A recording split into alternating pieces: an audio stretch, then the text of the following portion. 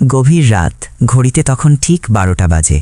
জেলার সর্বোচ্চ প্রশাসনিক কর্মকর্তা ডিএম সুরভি সিং একটি অত্যন্ত জরুরি মিটিং শেষ করে নিজের বাড়ির পথে ফিরছিলেন। চারিদিকে তখন পিনপতন নীরবতা, আর এই জনমানবহীন রাস্তায় একা ফিরতে গিয়ে সুরভি সিংয়ের মনে অজানা এক ভয় কাজ করছিল। সেই ভয়ের কারণেই তিনি নিজের গাড়ির গতি কিছুটা বাড়িয়ে দিয়েছিলেন। কিন্তু ভাগ্য খারাপ হলে যা হয়, হঠাৎ মাঝ রাস্তায় এসে তার গাড়িটি বন্ধ হয়ে গেল।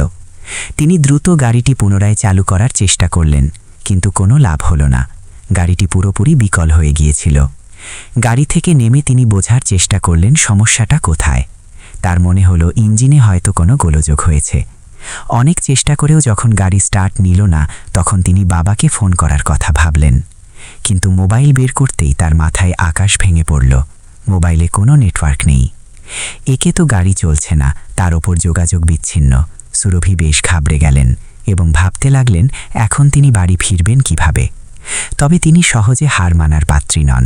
তিনি অনুমান করলেন বাড়ি খুব বেশি দূরে নয়, তাই যেভাবেই হোক তাকে এখান থেকে বের হতে হবে। এই ভেবে তিনি পায়ে হেঁটেই এগোতে শুরু করলেন। কিছুটা পথ যাওয়ার পর দূরে কয়েকটি গাড়ির হেডলাইটের আলো তার চোখে পড়ল। আলো দেখে তিনি কিছুটা স্বস্তি পেলেন এবং ভাবলেন অন্তত কাউকে তো পাওয়া গেল। তিনি ধীরে ধীরে সেই আলোর দিকে এগিয়ে গিয়ে দেখলেন সেখানে পুলিশের 2-3 কনস্টেবল বসে আছেন। কিন্তু তাদের অবস্থা দেখে সুরভি স্তম্ভিত হয়ে গেলেন। তাদের সামনে মদের বোতল খোলা, তারা মদ্যপান করছেন এবং তাস খেলছেন। আইন শৃঙ্খলা রক্ষাকারীদের এই অবস্থা দেখে ডিএম সুরভি সিং রাগে কাঁপতে শুরু করলেন।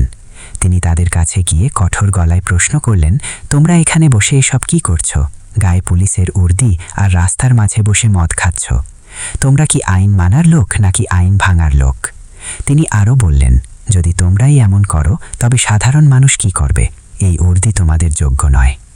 তার এই কথা শুনে একজন কনস্টেবল বিদ্রূপের হাসি হেসে বলল, আরে ম্যাডাম, এত জ্ঞান দিও না, তোমার মুখে এসব মানায় না। এসো, আমাদের সঙ্গে বসে একটু আনন্দ ফুর্তি করো। সে আরও অশালীন ইঙ্গিত করে বলল, তোমাকে দেখে আর থাকতে পারছি না, প্লিজ আমাদের একটু খুশি করে দাও মাই ডার্লিং। এই অপমানজনক কথা শুনে সুরভির রাগ চরম সীমায় পৌঁছাল। তিনি নিজেকে সামলে নিয়ে বললেন, মদ সরকার নিষিদ্ধ করেছে, আর আইনের রক্ষক হয়ে তোমরাই আইন ভাঙছ? তোমাদের লজ্জা করে না?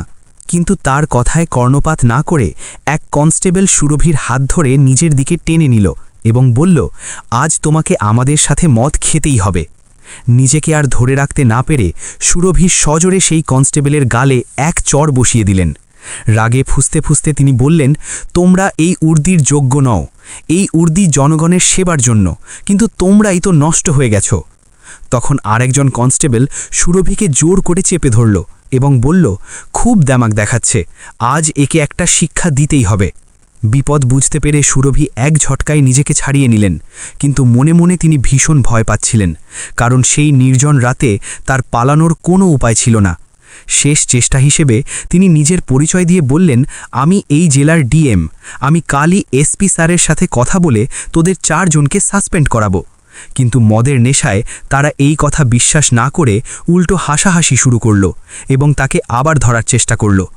তখন সুরভি উপস্থিত বুদ্ধিতে এক কনস্টেবলের বন্দুক ছিনিয়ে নিয়ে তাদের ভয় দেখিয়ে সেখান থেকে কোনো মতে পালিয়ে প্রাণ বাঁচালেন। কনস্টেবলরা গুলি চলার ভয়ে আর তার পিছু নিল না। পরদিন সকালে ডিএম সুরভি সিং এসপি অফিসে গিয়ে সেই 4 কনস্টেবলের বিরুদ্ধে অভিযোগ জানালেন এবং তাদের সাসপেন্ড করার দাবি তুললেন। কিন্তু এসপি রাজেশ সিং জানালেন, প্রমাণ ছাড়া কোনো অফিসারের বিরুদ্ধে ব্যবস্থা নেওয়া কঠিন, তাই তিনি সুরভিকে কিছু প্রমাণ জোগাড় করতে অনুরোধ করলেন। বাড়ি ফিরে সুরভি একটি পরিকল্পনা করলেন। তিনি সাধারণ শাড়ি পরে ছদ্মবেশে সেই থানায় গেলেন যেখানে ওই 4 জন কনস্টেবল পোস্টিং ছিল। থানায় ঢুকে তিনি ইন্সপেক্টর সুরজ সিংকে বললেন যে তিনি একটি রিপোর্ট লেখাতে চান। ইন্সপেক্টর তাকে সাধারণ গ্রামের মহিলা মনে করে হেসে বললেন, রিপোর্ট লেখাতে টাকা লাগে, টাকা দাও, লিখে দেব। একজন ইন্সপেক্টরের মুখে এমন ঘুষের দাবি শুনে সুরভি বুঝতে পারলেন যে পুরো থানাই দুর্নীতিতে ডুবে আছে। তিনি প্রতিবাদ করে বললেন, আইনে কোথাও লেখা নেই রিপোর্ট লেখাতে টাকা লাগে, আমি টাকা দেব না, আপনি রিপোর্ট লিখুন। এতে ইন্সপেক্টর রেগে গিয়ে তাকে জেল খাটানোর এবং ধাক্কা দিয়ে বের করে দেওয়ার হুমকি দিলেন। সুরভি তখন খেয়াল করলেন গত রাতের সেই কনস্টেবলদের একজন সেখানেই উপস্থিত। তিনি রাগে ফেটে পড়ে বললেন, আপনারা এই উর্দির যোগ্য নন, আমি আপনাদের সবাইকে সাসপেন্ড করাবো। ইন্সপেক্টর তাকে অবজ্ঞা করে থানা থেকে বেরিয়ে যেতে বললে সুরভি তার পার্স থেকে নিজের আইডি কার্ড বের করে ইন্সপেক্টরের সামনে ধরলেন। কার্ডে জেলা ডিএম লেখা দেখে ইন্সপেক্টরের চোখ কপালে উঠল। ভয়ে তার মুখ সাদা হয়ে গেল। সে সঙ্গে সঙ্গে উঠে দাঁড়িয়ে হাত জোড় করে ক্ষমা চাইতে লাগল। সুরভি কঠোর স্বরে বললেন, সাধারণ মানুষের সাথেও কি তোমরা এমন ব্যবহার করো? এই উর্দি জনগণের সেবার জন্য, আর তোমরা এর নাম করে মানুষকে লুটছ। তিনি আইডি কার্ডটি ফেরত নিয়ে বলে এলেন, কাল তোমাদের সবার বিচার হবে। থানা থেকে বেরিয়ে তিনি সোজা এসপি স্যারের কাছে গেলেন। এসপি জানালেন, থানায় সিসিটিভি ফুটেজ চেক করলেই সত্যতা মিলবে। তারা তাৎক্ষণিক ফুটেজ পরীক্ষা করলেন এবং সেখানে ইন্সপেক্টর ও কনস্টেবলদের দুর্ব্যবহারের প্রমাণ স্পষ্টভাবে পাওয়া গেল। পরদিন আদালতে বিচার শুরু হলো। আদালতের বাইরে মানুষের ভিড়। সবার মুখে একটাই আলোচনা, আজ ডিএম সুরভি সিংয়ের মামলার রায় কি হবে। আদালতে সরকারি উকিল সিসিটিভি ফুটেজ, অডিও রেকর্ডিং এবং সাক্ষ্য উপস্থাপন করলেন।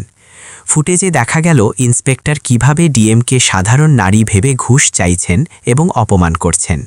আসামি পক্ষের উকিল ঘটনাটিকে ভুল বোঝাবুঝি বলে ধামাচাপা দেওয়ার চেষ্টা করলেও বিচারক তা মানলেন না।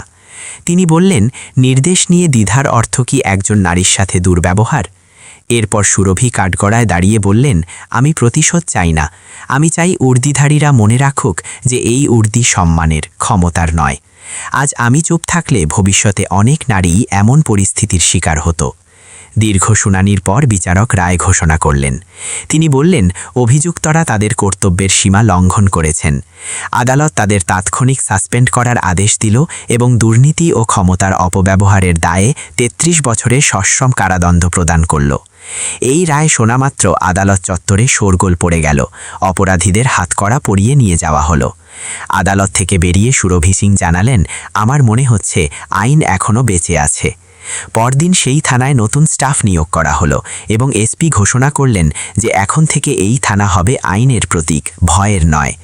ডিএম সুরভি সিংয়ের এই পদক্ষেপ জেলার প্রতিটি মানুষের মনে বিচার পাওয়ার আশা জাগিয়ে তুলল।